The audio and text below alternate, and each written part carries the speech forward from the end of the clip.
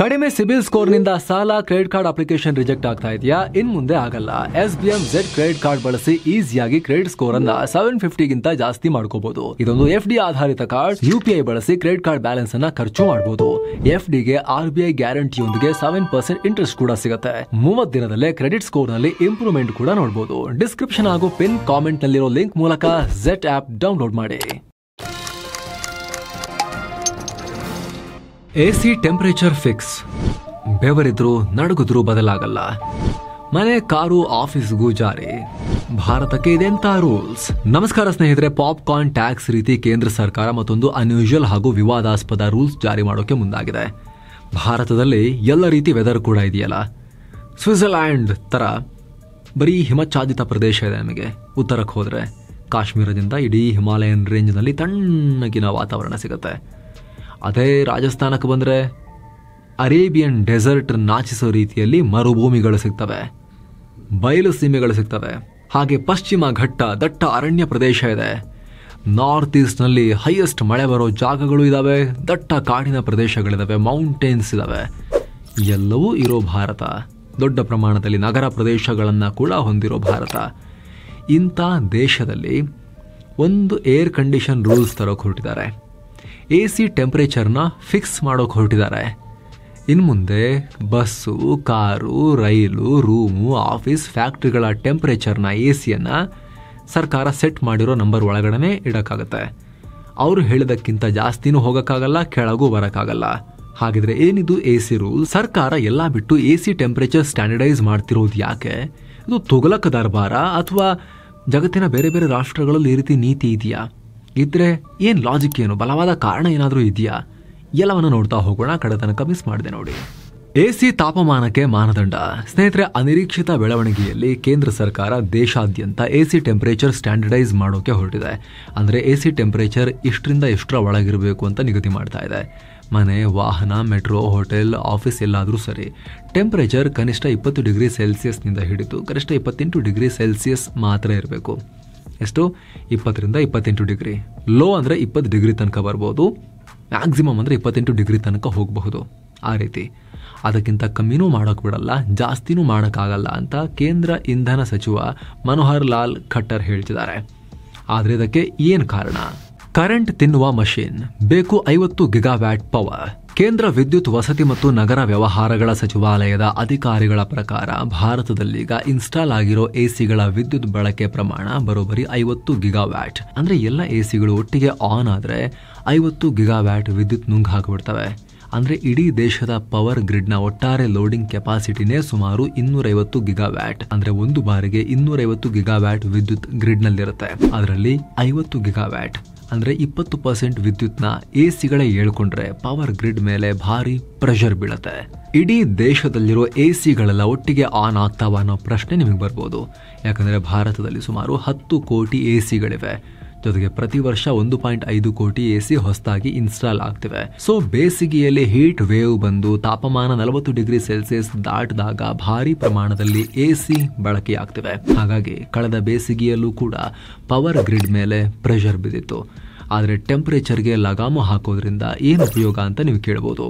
ಅದರ ಲೆಕ್ಕಾಚಾರವನ್ನ ಕೂಡ ಈಗ ಬ್ರೇಕ್ ಡೌನ್ ಮಾಡ್ತಾ ಹೋಗೋಣ. 1 ಡಿಗ್ರಿ ಸೆಲ್ಸಿಯಸ್ಗೆ 6% ಎಕ್ಸ್ಟ್ರಾ ವಿದ್ಯುತ್ ಬಳಕೆ. ಸ್ನೇಹಿತರೆ, ಒಂದು AC ಕ್ಯಾಬಿನ್ ಇದೆ ಅಂತ ಇಟ್ಕೊಳ್ಳಿ. ಅದರ ಒಳಗೆ ಟೆಂಪರೇಚರ್ 1 ಡಿಗ್ರಿ ಕಮ್ಮಿ ಆದರೆ ಅದು ಬಳಸುವ ವಿದ್ಯುತ್ ಸುಮಾರು 6% ಜಾಸ್ತಿ ಆಗುತ್ತೆ. ಇದು ಬೇಸಿಗೆನಲ್ಲಿ. ಅದೇ ರೀತಿ ಚಳಿಗಾಲದಲ್ಲಿ ಕ್ಯಾಬಿನ್ ಒಳಗೆ 1 ಡಿಗ್ರಿ ಟೆಂಪರೇಚರ್ ಜಾಸ್ತಿ ಮಾಡಬೇಕು ಅಂದ್ರೂ ಕೂಡ, ಹೀಟ್ ಮಾಡಬೇಕು ಅಂದ್ರೂ ಕೂಡ 6% ಜಾಸ್ತಿ ಕರೆಂಟ್ ಖರ್ಚಾಗುತ್ತೆ. ಏನು ಸ್ನೇಹಿತರೆ, ವರದಿಯಲ್ಲಿ ಮುಂದುವರಿಯುವ ಮುನ್ನ 7 Sands ಟೂರಿಸಂ ಕಂಪನಿ ರಾಮೇಶ್ವರಂ ಕನ್ಯಾಕುಮಾರಿಗೆ ಒಂದು ಟ್ರಿಪ್ ಆಯೋಜಿಸಿದೆ. ಆಫರ್ ಪ್ರೈಸ್ ಕೇವಲ 19,700 ರೂಪಾಯಿ ಮಾತ್ರ. ಮದುರೈ, ಕನ್ಯಾಕುಮಾರಿ, ತಿರುವನಂತಪುರ, ಅನಂತ ಪದ್ಮನಾಭ ಸ್ವಾಮಿ, ತಿರುಚೆಂಡೂರ್, ರಾಮೇಶ್ವರಂ, ತಂಜಾವೂರಿಗೆ ಹೋಗೋದಿರುತ್ತೆ. 3 ನೈಟ್ 4 ಡೇಸ್ ಟ್ರಿಪ್ ಇದು. ಈ ಪ್ಯಾಕೇಜ್ ಅಲ್ಲಿ 2+2 AC ಬಸ್ ವ್ಯವಸ್ಥೆ, 3 ಸ್ಟಾರ್ ಹೋಟೆಲ್ ನಲ್ಲಿ ಸ್ಟೇ, ಆಲ್ ಮೀಲ್ಸ್, ದೇವರ ದರ್ಶನ, ಬೋಟಿಂಗ್ ಮತ್ತು auto charges, 24/7 Kannada tour manager ಸೌಲಭ್ಯ ಹಾಗೂ ಹಿರಿಯ ನಾಗರಿಕರಿಗೆ ವಿಶೇಷ ಕೇರ್ ಇರುತ್ತೆ. ಹೊರಡೋ ದಿನ ಜುಲೈ 5, 2025. ಕೆಲವೇ ಸೀಟುಗಳು ಲಭ್ಯ. ಆಸಕ್ತರು ಈ ನಂಬರ್ಗೆ ಕಾಲ್ ಮಾಡಿ ನಿಮ್ಮ ಸೀಟನ್ನ ಕೂಡ ಬುಕ್ ಮಾಡಿ. ಬನ್ನೀಗ ವರದಿಯಲ್ಲಿ ಮುಂದುವರಿಯೋಣ. ಥರ್ಡ್ ಲಾ ಆಫ್ ಥರ್ಮೋಡೈನಮಿಕ್ಸ್ ಅಥವಾ ಥರ್ಮೋಡೈನಮಿಕ್ಸ್ ನ 3ನೇ ನಿಯಮದ ಪ್ರಕಾರ ಎರಡು ಪರಿಸರಗಳ ತಾಪಮಾನ ವ್ಯತ್ಯಾಸ ಜಾಸ್ತಿ ಇರುವಂತೆ ನೋಡ್ಕೊಳ್ಳೋಕೆ ಜಾಸ್ತಿ ಎನರ್ಜಿ ಯೂಸ್ ಆಗುತ್ತೆ. ಇಲ್ಲಿ ಎರಡು ಪರಿಸರ ಯಾವುದು? ಹೊರಗಿನ ವಾತಾವರಣ ಹಾಗೂ ಎಸಿ ಕ್ಯಾಬಿನ್. ಎಸಿ ಬಳಸೋ ಉದ್ದೇಶನೇ ಹೊರಗಿನ ತಾಪಮಾನಕ್ಕೂ ಕ್ಯಾಬಿನ್ ವಾತಾವರಣಕ್ಕೂ ಟೆಂಪರೇಚರ್ ಚೇಂಜ್ ಮಾಡೋದು. ಬೇಸಿಗೆ ಇದೆ, ಹೊರಗೆ 35 ಡಿಗ್ರಿ ಇದೆ ಅಂತ ಹೇಳಿದ್ರೆ ಒಳಗೆ ಒಂದು 23-24 ಡಿಗ್ರಿ ಮೇಂಟೈನ್ ಮಾಡಕ್ ನೋಡ್ತೀವಿ. ಅದೇ ರೀತಿ ಚಳಿಗಾಲದಲ್ಲಿ ಹೊರಗೆ 16-17 ಡಿಗ್ರಿ ಇದ್ರೆ ಒಳಗೆ 22-23 ಸೇಮ್ 24 ಡಿಗ್ರಿ ಏರ್ ಕಂಡೀಷನ್ ನಮ್ಗೆ ಒಂದೇ ರೀತಿ ಇರೋಕೆ ನಾವು ಮೇಂಟೈನ್ ಮಾಡಕ್ ಪ್ರಯತ್ನ ಪಡ್ತೀವಿ. ಸೊ ಎರಡು ಕೇಸ್ನಲ್ಲೂ ಕೂಡ ತಾಪಮಾನದ ವ್ಯತ್ಯಾಸ ಜಾಸ್ತಿ ಇರುವಂತೆ ನೋಡ್ಕೊಳ್ತೀವಿ. ಹಾಗಾಗಿ ಎಸಿಯ ಕಾಂಪ್ರೆಸರ್ ಜಾಸ್ತಿ ಕೆಲಸ ಮಾಡಬೇಕಾಗತ್ತೆ. ಅದರಲ್ಲೂ ಆಗಲೇ ಹೇಳಿದ ಹಾಗೆ ಹೀಟ್ ವೇವ್ಗಳ ಟೈಮ್ನಲ್ಲಿ ಹೊರಗೆ ತಾಪಮಾನ 40 ಡಿಗ್ರಿ ಮೇಲಿರುತ್ತೆ. ಎಸಿಗೆ ಟೆಂಪರೇಚರ್ನ 40ರಿಂದ 24ಕ್ಕೆ ಇಳಿಸೋಕೆ ಒಂದು ಎನರ್ಜಿ ಬೇಕಾದರೆ ಇನ್ನೂ 16ಕ್ಕೆಲ್ಲ ಇಳಿಸಬೇಕು ಅಂತ ಹೇಳಿದ್ರೆ ಇನ್ನೂ ಭಾರಿ ಕಷ್ಟ ಆಗುತ್ತೆ. ಟೆಕ್ನಿಕಲ್ ಭಾಷೆಯಲ್ಲಿ ಕೂಲಿಂಗ್ ಲೋಡ್ ಜಾಸ್ತಿ ಇರುತ್ತೆ. ಹಾಗಾಗಿ ಎಸಿಯ ಕಾಂಪ್ರೆಸರ್ ನಿರಂತರವಾಗಿ ಫುಲ್ ಕೆಪಾಸಿಟಿಯಲ್ಲಿ ಓಡಬೇಕಾಗತ್ತೆ.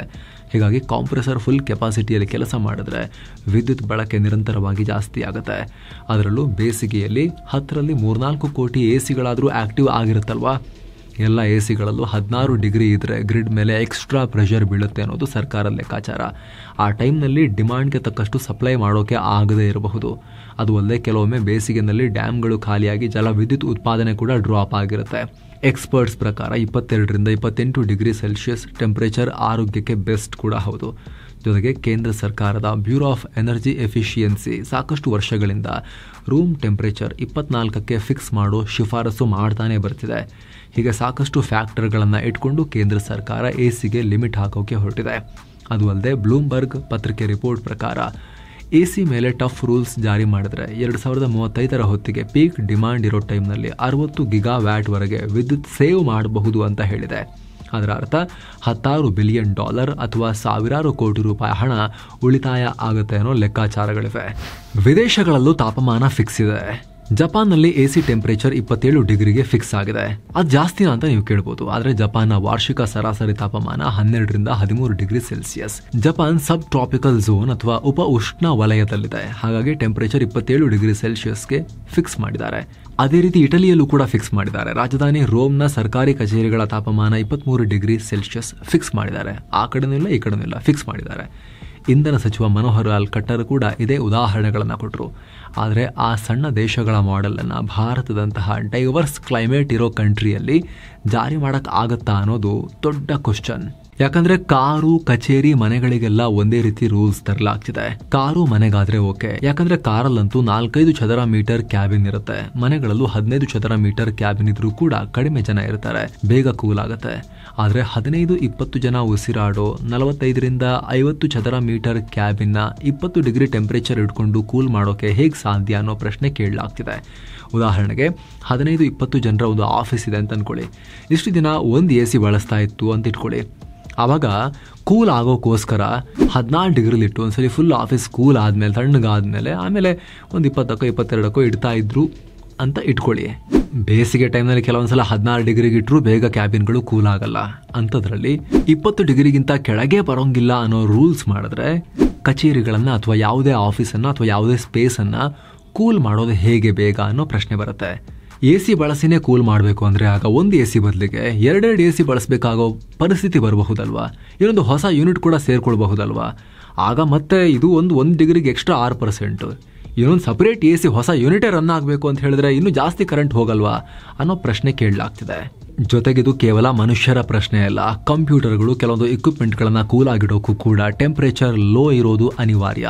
ಎಲ್ಲದಕ್ಕೂ ಇಂಡಸ್ಟ್ರಿಯಲ್ ಕೂಲಿಂಗ್ ಸೆಟಪ್ನೇ ಮಾಡ್ಕೊಳಕ್ಕಾಗಲ್ಲ. ಸಣ್ಣ ಪುಟ್ಟ ಸ್ಟಾರ್ಟಪ್ಗಳಲ್ಲಿ ರೆಗ್ಯುಲರ್ ಎಸಿಗಳನ್ನೇ ಬಳಸ್ಕೊಂಡು ಹ್ಯೂಮನ್ಸ್ಗೆ, ಕಂಪ್ಯೂಟರ್ಸ್ಗೆ ಎಲ್ಲದಕ್ಕೂ ಒಂದೇ ರೀತಿ ಎಸಿ ಸಿಸ್ಟಮನ್ನು ಯೂಸ್ ಮಾಡಲಾಗ್ತಿರುತ್ತೆ.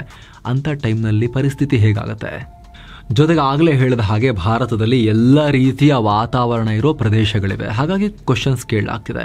ಅದರಲ್ಲಿ ಒಂದು ಪಾಸಿಬಿಲಿಟಿ ಏನು ಅಂತ ಹೇಳಿದ್ರೆ, ಎ ಸಿಯಲ್ಲಿ ತಿರುಗಿಸಿ ಅಥವಾ ಸೆಟ್ ಮಾಡೋಕ್ಕೆ 20ರಿಂದ 27ರ ಒಳಗಡೆ ಮಾತ್ರ ಚೇಂಜ್ ಮಾಡೋಕ್ಕೆ ಅವಕಾಶ ಇದ್ದರೂ ಕೂಡ ಆಟೋ ಮೋಡ್ ಅಂತ ಇರುತ್ತಲ್ವಾ, ಓಕೆ ಚೇಂಜ್ ಮಾಡೋಕ್ಕಾಗೋದು ಇಷ್ಟೇ.